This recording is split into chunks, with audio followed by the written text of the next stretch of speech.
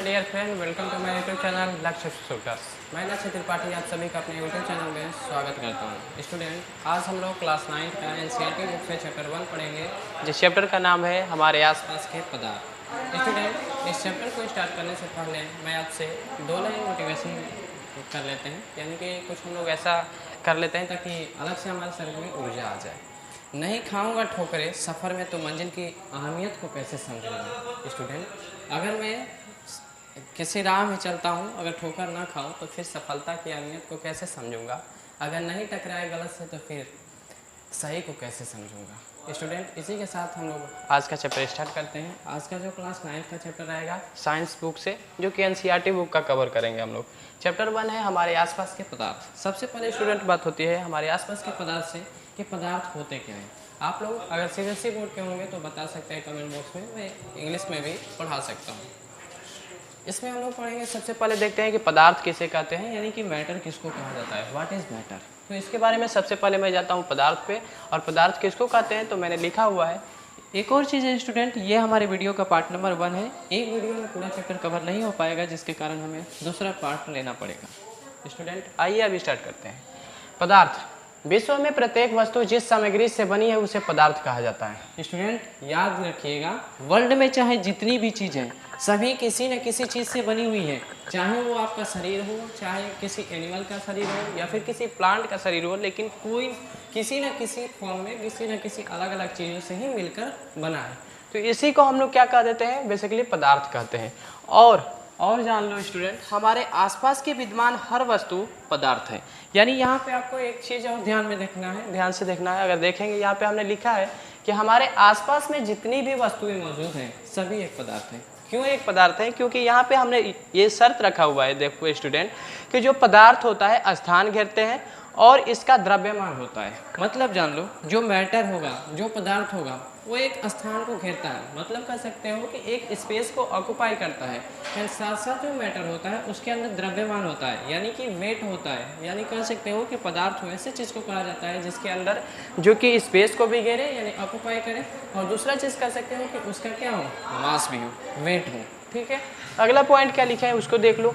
पदार्थ कणों से बना होता है। अब देखो, पदार्थ किस चीज़ से बना होता है, मैटर किस चीज़ से बना होता है, तो मॉलिक्यूल्स से बना होता है। अब ये मॉलिक्यूल्स क्या होता है, देखो स्टूडेंट, सबसे छोटे कण को ही मॉलिक्यूल्स कहा जाता है, या फिर यहाँ पे हम लोग कह सकते हैं कि उसी को कहे हमने कि पदार्थ सबसे छोटे कणों से मिलकर बना होता है। मतलब छोटे छोटे कणों को ही मिलाकर हम लोग कह सकते हैं कि एक पदार्थ का निर्माण होता है। जैसे हमने एग्जाम्पल के तौर पर कहा था ना कि जो हमारे आसपास जितनी भी चीज़ें देखते हैं सभी चीज़ें क्या हैं, पदार्थ हैं। जैसे मान लो मैं तुमको एक एग्जांपल देता हूँ, बाइक हो गया।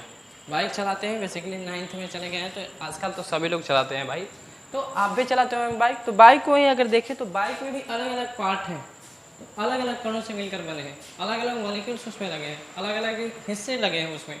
तो वो भी तो एक तरह से मैटर है, या फिर कह सकते हो वो भी एक तरह से पदार्थ है। और हमने डिफाइन में, मतलब डिफिनेशन में यानी परिभाषा में भी कहा हुआ था कि जो भी हमारे आसपास में चीज़ें दिखाई देती हैं उसको हम लोग कहते हैं पदार्थ, या फिर इंग्लिश में कहते हैं मैटर। आगे आओ, आगे देखते हैं। तीसरा हमने पॉइंट दिया हुआ है कि यह सतत नहीं है। मतलब जान लो, इसके अंदर कोई भी असतत की बात नहीं होती है। मतलब कह सकते हो असतत होता है, सतत की कोई परिभाषा नहीं होती है इसके अंदर, कि जो पदार्थ होता है। और अगला पॉइंट मैंने लिखा है कि पदार्थ के कण अत्यंत छोटे होते हैं। मतलब जान लो, जो पदार्थ के कण होते हैं, जो मॉलिक्यूल्स होंगे, बहुत छोटे छोटे होते हैं, बहुत स्मॉल होते हैं। क्यों? क्योंकि मैंने पहले भी आपको बता चुका है स्टूडेंट कि जो हमारे पदार्थ होते हैं वो छोटे छोटे कणों से मिलकर बने होते हैं। तो जब छोटे छोटे कण आ गए, यानी कि कह सकते हो कि जब मॉलिक्यूल्स की बात हो रही है, जब हमारे अंदर मॉलिक्यूल्स आ गए तो मॉलिक्यूल्स तो छोटे छोटे ही होंगे। उसी को हमने कहा हुआ है कि जो हमारे पदार्थ होते हैं वो उनके जो कण होते हैं बहुत छोटे छोटे होते हैं, जो मॉलिक्यूल्स होंगे बहुत काफ़ी छोटे छोटे होंगे। ठीक है, आगे आइए। पदार्थ के कणों के अभिलक्षणिक गुण क्या होता है इसके बारे में पढ़ लेते हैं। देखिए स्टूडेंट, हमारा यहाँ पे हमने लिखा हुआ है कि जो पदार्थ होते हैं, पदार्थ के कणों के कुछ अभिलक्षण गुण होते हैं, कुछ मतलब उनके मेरिट होते हैं। अब ये क्या मेरिट होते हैं उनके बारे में देख लेते हैं। पहला हमने लिखा हुआ है कि पदार्थ के कण जो होते हैं निरंतर गति करते रहते हैं। यानी जो हमारा मैटर होता है, मैटर के जो कण होंगे प्रत्येक दिन मतलब कुछ ना कुछ गति करते रहते हैं, इसीलिए उनके आसपास जो होगा वो गतिज ऊर्जा काम करती है। अब देखो, सबसे पहले बात करते हो कि गतिज ऊर्जा किसको कहते हैं। जो हमारे आसपास चलता रहता है, मतलब कह सकते हो कि जो फॉर्म में रहे, कुछ ना कुछ वर्किंग करते रहे, काम करते रहे, तो उसको हम लोग कहते हैं गतिज, या फिर कह सकते हो गतिज ऊर्जा। ठीक है, ऊर्जा का मतलब तो वही हुआ जो हमारे अंदर एनर्जी होती है, एनर्जी का जो काम किया जाता है। सॉरी स्टूडेंट, यहाँ पे हमने ऊर्जा गलत लिखा हुआ है, ऊर्जा में ऐसे। आगे चलो, पदार्थ के कणों के बीच रिक्त स्थान होते हैं। अब इसको भी ध्यान दें, जो हमारे पदार्थ होंगे यानी जो हमारे मैटर्स होंगे उनके बीच में गैपिंग होगा। रिक्त का मतलब होता है खाली स्थान होगा, मतलब उसके बीच में कुछ अलग से भरने के लिए खाली स्थान होता है, बहुत सारे ऐसे, या फिर मतलब उसमें कुछ भरा रहता है। अगला हमने लिखा हुआ है पदार्थ के कण एक दूसरे को आकर्षित करते हैं, यानी जो पदार्थ के कण होंगे, जो मैटर के मॉलिक्यूल्स होंगे, एक दूसरे को अट्रैक्शन करेंगे। मतलब आकर्षित करने का मतलब ये होता है, इंग्लिश में उसको कहते हैं अट्रैक्ट करना।